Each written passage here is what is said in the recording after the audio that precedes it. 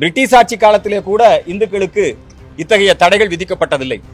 ஆனால் இப்பொழுது முழுமையாக எங்களுடைய நிகழ்ச்சியை தடை செய்து வருகிறார்கள். ஒரு மிகப்பெரிய பல்டி. இன்னைக்கு அறநிலையத்துறையே போய் அது முருகன் மலை அல்ல, அது சிக்கந்தர் மலை, அங்கே ஆடு கோழிகளை பலியிடலாம். இது எப்பேற்பட்ட ஒரு துரோகம்! முருக பக்தர்களுக்கு இழைக்கப்பட்டிருக்கின்ற அநீதி. திருப்பத்தூரிலே டொமினிக் சேவியர் அந்த பள்ளியை காப்பாற்றுகின்ற முயற்சியிலே தான் மிக தீவிரமாக இருக்கிறார்கள். இன்றைய தினம் தமிழகம் முழுவதும் 12 அம்ச கோரிக்கைகள் மற்றும் புகார் மனுவை வலியுறுத்தி கோரிக்கை மற்றும் கண்டன ஆர்ப்பாட்டம் நடைபெற இருந்தது. பொதுவாக தமிழக அரசு, காவல்துறை, இந்து மக்கள் கட்சியினுடைய எந்த ஒரு நிகழ்ச்சிக்கும் அனுமதி கொடுப்பதில்லை. தடை விதித்து கைது நடவடிக்கைகளை மேற்கொள்கிறார்கள். இன்றைய தினம் நாங்கள் நடத்துகின்ற இந்த ஆர்ப்பாட்டத்திற்கும் தடை விதித்திருந்தார்கள். நாங்கள் தடையை மீறுவது இதெல்லாம் ஒரு பக்கம் இருந்தாலும் சட்ட ரீதியாக எங்களுடைய ஜனநாயக உரிமைகளை நிலைநாட்டிக் கொள்வதற்காக தமிழக அரசாங்கத்தின், குறிப்பாக மாண்புமிகு தமிழக முதலமைச்சருடைய கவனத்திற்கு இதை கொண்டு வர வேண்டும். எல்லா கட்சிகளுக்கும் நிகழ்ச்சிகள் நடத்துவதற்கு, தேசவிரோத சட்டவிரோத நிகழ்ச்சிகளை நடத்துவதற்கு கூட அனுமதி கொடுக்கக்கூடிய இந்த அரசாங்கம் ஏன் இந்து மக்கள் கட்சியினுடைய நிகழ்ச்சிகளுக்கு பேச்சுரிமை, எழுத்துரிமை, நிகழ்ச்சிகள் நடத்தக்கூடிய உரிமை, பிரிட்டிஷ் ஆட்சி காலத்திலே கூட இந்துக்களுக்கு இத்தகைய தடைகள் விதிக்கப்பட்டதில்லை. ஆனால் இப்பொழுது முழுமையாக எங்களுடைய நிகழ்ச்சியை தடை செய்து வருகிறார்கள். எனவே எங்களுடைய 12 அம்ச கோரிக்கைகளையும் இன்றைக்கு நாங்கள் மாண்புமிகு முதலமைச்சர் அவர்களுடைய தனிப்பிரிவிலே கொண்டு வந்து ஒரு கோரிக்கை மனுவாக கொடுக்கிறோம். பிரதானமான கோரிக்கை, கம்பன் விழாவிலே பங்கெடுத்துக் கொண்டு எம்பெருமான் ஸ்ரீ ராமச்சந்திர மூர்த்தியை திருடன் என்றும் பைத்தியம் என்றும் இழிவுபடுத்திய வைரமுத்து அவர்கள் கைது செய்யப்பட வேண்டும் என்கிற பிரதானமான கோரிக்கை. அதே நேரத்திலே தற்பொழுது காவல்துறை முழுமையாக இந்து சமயத்தை அவமதிக்கின்றவர்களுக்கு, சைவ வைணவம் குறித்தும் பெண்கள் குறித்தும் ஆபாசமாக பேசிய பொன்முடி அவர்கள் மீது நீதிமன்றம் தாமாக முன்வந்து வழக்கு பதிவு செய்திருக்கிறது. நாங்கள் 100க்கும் மேற்பட்ட இடங்களிலே இந்து மக்கள் கட்சி புகார் கொடுத்துள்ளோம், கண்டன ஆர்ப்பாட்ட நிகழ்ச்சிகள் நடத்தியுள்ளோம். ஆனால் நீதிமன்றத்திலே எங்களுடைய புகார்களை முடித்து வைத்து விட்டதாக காவல்துறை மனு தாக்கல் செய்கிறது. இது முழுக்க முழுக்க பொன்முடியை காப்பாற்றுவதற்கு ஒரு காவல்துறை உடந்தையாக இருக்கிறது, ஒரு முயற்சியை நீதிமன்றத்திலே செய்கிறது. அதே போல இந்து சமய அறநிலையத்துறை தான் திருப்பரங்குன்றம் முருகன் மலை முருகனுக்கு சொந்தமானது, அது சிக்கந்தர் மலை அல்ல, அங்கே ஆடு கோழிகள் பலியிடக்கூடாது என்று அறநிலையத்துறை அதிகாரிகள் தான் அவர்களை தடுத்து நிறுத்தினார்கள். ஆனால் இன்றைக்கு அவர்களுடைய நிலைப்பாட்டை அப்படியே மாற்றிக்கொண்டு ஒரு மிகப்பெரிய பல்டி.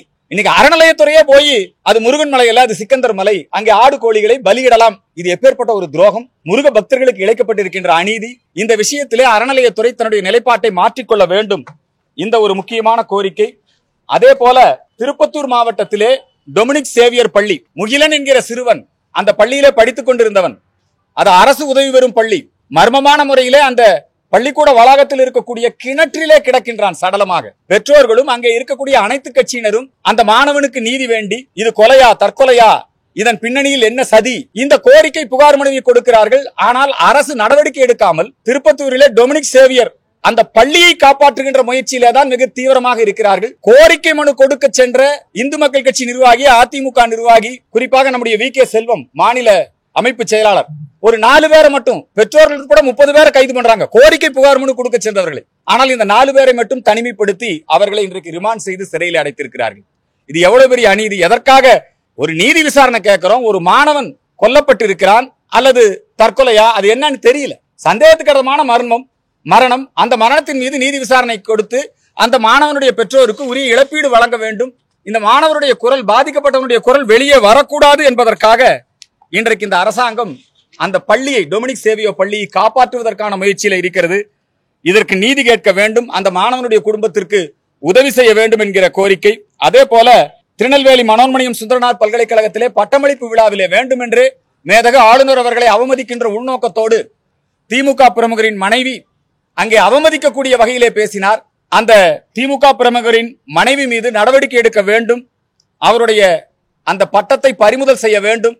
தொடர்ந்து ஆளுநரை அவமதிக்கின்ற இந்த போக்கு மாற்றியமைக்கப்பட வேண்டும். சென்னை மாநகராட்சி அலுவலகத்திலே 12 தினங்களுக்கும் மேலாக தூய்மை பணியாளர்கள் அறப்போராட்டத்தை ஜனநாயக வழியிலே நடத்தி வந்தார்கள். அவருடைய நியாயமான கோரிக்கைகளை ஏற்று அந்த பிரச்சனையை சுமூகமாக முடிவுக்கு கொண்டு வந்திருக்கலாம். ஆனால் வேண்டுமென்றே உள்நோக்கத்தோடு இப்ப சென்னையில தூய்மை பணியாளர்கள் போராடுவது, இன்னைக்கு தமிழ்நாடு முழுக்க அந்த தூய்மை பணியாளருடைய போராட்டம் விரிவடைந்து கொண்டிருக்கிறது. அந்த போராட்டத்தை ஜனநாயக விரோதமான முறையிலே சட்டத்திற்கு புறம்பாக காவல்துறையை வைத்து இன்றைக்கு அடக்கி ஒடுக்கி இருக்கிறார்கள். இதற்கு எங்களுடைய வன்மையான கண்டனத்தையும் தூய்மை பணியாளர்களுக்கு ஆதரவையும் தெரிவித்துக் கொள்கிறோம். தஞ்சாவூர் கும்பகோணத்திலே கிறிஸ்தவ கன்னியாஸ்திரிகள் சத்தீஸ்கர் மாநிலத்திலே கைது செய்யப்பட்டதை கண்டித்து கிறிஸ்தவ நிறுவனங்கள் ஏற்பாடு செய்த கூட்டத்திலே திராவிடர் கழக பிரமுகர் போய் இந்துக்களை வேசி மகன் என்று பேசுகிறார். மதமாற்றம் செய்தே ஆக வேண்டும், கிறிஸ்தவராக மாற வேண்டும் என்று பேசுகிறார். அவர் மீது நடவடிக்கை இதுவரைக்கும் ஒரு எஃப்ஐஆர் கூட பதிவு செய்யவில்லை. அதே மாதிரி பாரத பிரதமர் நரேந்திர மோடியை கொலை செய்ய சதித்திட்டம் தீட்டிய அந்த வழக்கிலே சம்பந்தப்பட்ட சிறையில் இருந்த ஸ்டேன்ஸ் பாதிரியாருக்கு திருச்சிக்கு அருகாமையில் விராதனூரிலே சிலை திறப்பு விழா செய்திருக்கிறார்கள். ஒரு பிரதமரை கொலை செய்த, அதை கொலை செய்ய சதித்திட்டம் தீட்டியவர் மீது தமிழ்நாட்டில் எதுக்காக அவங்களுக்கு சிலை? அந்த சிலையை அகற்றிட வேண்டும். பேராயர் எஸ்ரா சர்க்குணத்துடைய பெயரை இந்துக்கள் முகத்திலே குத்தி அவர்களை மதமாற்றம் செய்ய வேண்டும் என்று வன்முறையை தூண்டிய, மதக்கலவரத்தை தூண்டிய எஸ்ரா சர்க்குணத்துடைய பெயரை சென்னை வால்டாக்ஸ் சாலைக்கு சூட்டி இருக்கிறார்கள். அந்த பெயரை அகற்ற வேண்டும் என்கின்ற கோரிக்கை இந்து மக்கள் கட்சியின் சார்பிலே வெல்லும் ஆன்மீக தமிழகம் என்கிற யாத்திரைக்கு தமிழ்நாடு முழுக்க தடை விதித்திருக்கிறார்கள். ஒவ்வொரு நிகழ்ச்சிக்கும் நீதிமன்றம் சென்று அனுமதி வாங்கித்தான் நம்ம நடத்திட்டு இருக்கோம். யாத்திரைக்கு தடை விதிப்பதோடு மட்டுமல்ல, நாம் அந்த தடையை ஏற்றுக்கொண்டு கோவில்களிலே வழிபாடு செய்ய சென்றால் கூட சாமி கும்பிட தடை என்கிற அந்த அளவிலே எங்களுடைய நிர்வாகிகளை கைது செய்து சிறையிலே அடைத்திருக்கிறார்கள். இப்போ விநாயகர் சதுர்த்தி விழாவுக்கு பரவலாக பல்வேறு விதமான கட்டுப்பாடுகள், தடை. நாங்கள் அரசாங்கத்தோடு முழுமையாக ஒத்துழைக்க தயாராக இருக்கிறோம். ஆன்மீக விழாவாக, இந்து ஒற்றுமை விழாவாக வெகு சிறப்பாக நடத்துவதற்கு முழு ஒத்துழைப்பை கொடுக்கிறோம். ஆனாலும் கூட இந்த விநாயகர் சதுர்த்தி விழாவுக்கு பல்வேறு விதமான தடைகளை ஏற்படுத்துவது, இவற்றையெல்லாம் மாற்றி அமைக்க வேண்டும் என்பதற்காகத்தான் இன்றைக்கு இந்த கோரிக்கை மனுவை கொடுக்க வந்திருக்கிறோம். அதே போல அமெரிக்க நிறுவனங்கள் தமிழகத்திலே இருக்கிறது, இந்தியா முழுக்க இருக்கிறது. டொனால்ட் ட்ரம்ப் அவர்கள் இந்தியாவிற்கு எதிராக, அமெரிக்க அரசாங்கம் இந்தியாவிற்கு எதிராக வரி விதிப்பு நடவடிக்கைகளை மேற்கொள்கிறது.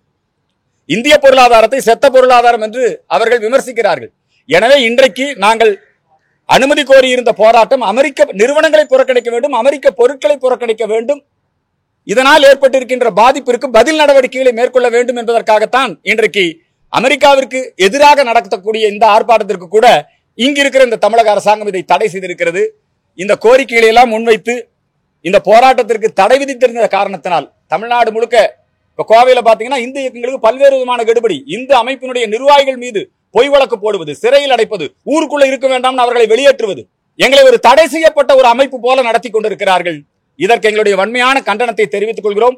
மாண்புமிகு முதலமைச்சர் அவர்கள் இந்த விஷயத்திலே தலையிட்டு எங்களுக்கு நீதி வழங்க வேண்டும் என்பதற்காகத்தான் இன்றைக்கு இந்த கோரிக்கை புகார் மனு கொடுக்கப்பட்டிருக்கிறது. இப்ப என்ன பண்றாங்கன்னா, விநாயகர் சிலை இருக்குல்ல, 10 அடிக்கு மேல இருந்தா பறிமுதல் பண்ணி கொண்டு போய் நாங்க தாசில்தார்ல வச்சிருவோம். ஏற்கனவே 12 அடி 13 அடி சிலைகள் வைக்கப்பட்டு விழா சிறப்பாக நடந்து கொண்டிருந்தது.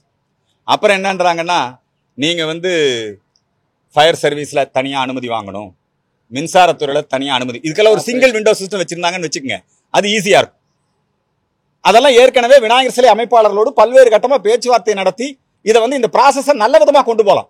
நாமளும் முழுமையா ஒத்துழைக்க தயாரா இருக்கிறோம். ஆனால் பல இடங்களிலே, அதே மாதிரி புதிய இடங்கள்ல நீங்க விநாயகர் சிலைகள் பிரதிஷ்டை செய்யக்கூடாது என்பது, ஒவ்வொரு ஆண்டும் விநாயகர் பக்தர்கள் எல்லா பகுதியிலும் இருக்கிறார்கள்.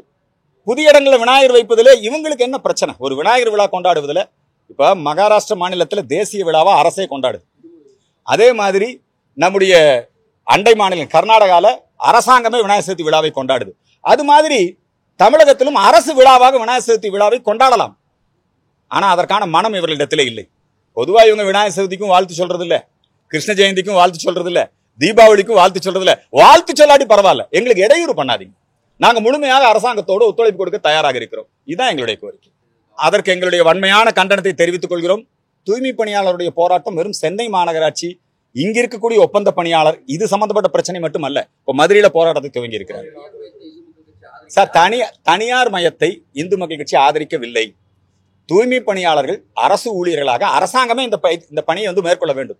இப்ப ஒரு காலத்துல திமுக ஆட்சி பொறுப்பில் இருந்த போது குடிதண்ணீர் விநியோகம் தனியார் வசம் ஒப்படைக்க கூடாது, இவங்க போராடினாங்க. சுயஸ் அந்த நிறுவனத்தை எடுத்து கோவையில போராடினாங்க. அதே மாதிரி எலக்ட்ரிசிட்டி, மின் விநியோகம் அல்லது மின்சார கட்டணம், இது மாதிரியான விஷயங்களை தனியார் ஈடுபடுத்தக்கூடாது, அதானி நிறுவனத்தை எடுத்தெல்லாம் இவங்க போராடினாங்க. ஆனா இன்னைக்கு இவங்களே ராம்கி நிறுவனம், அது மாதிரி கிறிஸ்டி நிறுவனம், இது மாதிரியான விஷயங்கள்ல தனியார் நிறுவனத்தை இவர்கள் ஆதரிப்பது என்பது லஞ்ச ஊழலுக்குத்தான் வழிவகுக்கும். ஆடு மாடு மேய்ப்பவர்களை கூட அரசு ஊழியராக்க வேண்டும் என்கிற கோரிக்கை வலுத்து வருகின்ற இந்த நிலையில தூய்மை பணியாளர்களை அரசு ஊழியரா மாற்றினா என்ன? ஓகே, அதெல்லாம் நீதிமன்றத்தில் இருக்குது. அவர்கள் மீது செலுத்தப்பட்ட அடக்குமுறை, அவர்களுக்கு எதிராக நடத்தப்பட்ட வெறுப்பு பிரச்சாரம், இதை நாங்கள் வன்மையாக கண்டிக்கிறோம். தூய்மை பணியாளர்கள் பக்கம், அதுவும் குறிப்பாக இந்த தூய்மை பணியாளர்கள் விஷயத்துல திருமாவளவன் அவர்கள் அதற்கு ஒரு ஜாதி சாயம் பூசுகிறார். அது மிகவும் தவறானது. அவங்க பணி நிரந்தரம் கோருகிறார்கள், சம்பள உயர்வு கோருகிறார்கள். அதை ஆதரிப்பதை விட்டுவிட்டு அரசாங்கம் என்ன நடவடிக்கை எடுத்தாலும், திராவிட மாடல் அரசு என்ன நடவடிக்கை எடுத்தாலும் அதற்கு ஜால்ரா போடுவது மட்டுமே தன்னுடைய வேலை என்று திருமாவளவன் கற்பனை செய்திருப்பதும், தூய்மை பணியாளர்களுக்கு ஜாதி சாயம் பூச முயற்சிப்பதும், அருந்ததிய மக்கள் பெருவாரியான மக்கள் இந்த பணியிலே ஈடுபடுத்தப்படுகிறார்கள். நீங்க என்னைக்குமே அருந்ததிய மக்களை விடுதலை சிறுத்தை கட்சி தொடர்ந்து புறக்கணித்து வருவதோடு மட்டுமல்ல, அவர்களுக்கு எதிரான வெறுப்பு பிரச்சாரத்தை தொடர்ந்து செய்து வருகிறார்கள். விடுதலை சிறுத்தை கட்சியுடைய நிர்வாகிகள் அருந்ததிய மக்களை ஆணவ கொலை செய்திருக்கிறார் பல இடங்கள்ல. அதனால விடுதலை சிறுத்தை கட்சி இந்த விஷயத்திலே தூய்மை பணியாளர்களுக்கு துரோகம் செய்கிறது. அதற்கு என்னுடைய உண்மையான கண்டனத்தை தெரிவித்துக் கொள்கிறேன். பார்ப்புகள் பாரதிய ஜனதா கட்சி குறிப்பாக தமிழகத்திலே பாஜகவிற்காக உழைத்தவர்கள், இந்த கட்சியை தமிழகத்திலே வளர்த்தவர்கள், இவர்களை எல்லாம் பாரத பிரதமர் நரேந்திர மோடியும் பாஜக அகில இந்திய தலைமையும் மிகப்பெரிய அளவில் அங்கீகரித்திருக்கிறார்கள். தமிழகத்திலிருந்து எங்களுக்கு ஒரு எம்பி கூட கிடையாது, ஆனாலும் கூட 3 மந்திரிகள் கொடுத்திருக்கிறாங்க. எல் முருகன் அவர்கள், நிர்மலா சீதாராமன், ஜெய்சங்கர், 3 மந்திரி தமிழகத்துக்கு. அது மட்டுமல்ல, தமிழகத்திலிருந்து தமிழிசை சவுந்தரராஜன், எல் கணேசன், சண்முகநாதன் இவர்கள் எல்லாம் ஆளுநர் ஆக்கினார்கள். தமிழகத்தை சார்ந்த நம்முடைய வானதி சீனிவாசன் அகில இந்திய அளவிலே மகளிர் அணியிலே பொறுப்பில் இருக்கிறார்கள். எச் ராஜா அவர்கள் ஒரு கடும் உழைப்பாளி, ஹிந்துத்துவவாதி, தேசியவாதி. அவரும் நிச்சயமாக அவருக்கு இப்ப சிபி ராதாகிருஷ்ணன் மகாராஷ்டிர மாநில ஆளுநர், இப்போ துணை ஜனாதிபதி. எப்பேற்பட்ட கௌரவம்! எங்களுக்கு எல்லாம் மிகப்பெரிய பெருமை. தமிழகத்திற்கு மிகப்பெரிய முக்கியத்துவத்தை நரேந்திர மோடி அவர்கள் கொடுத்து வருகிறார்கள். நிச்சயமாக அந்த நல்ல செய்தி நிச்சயமாக வரும்.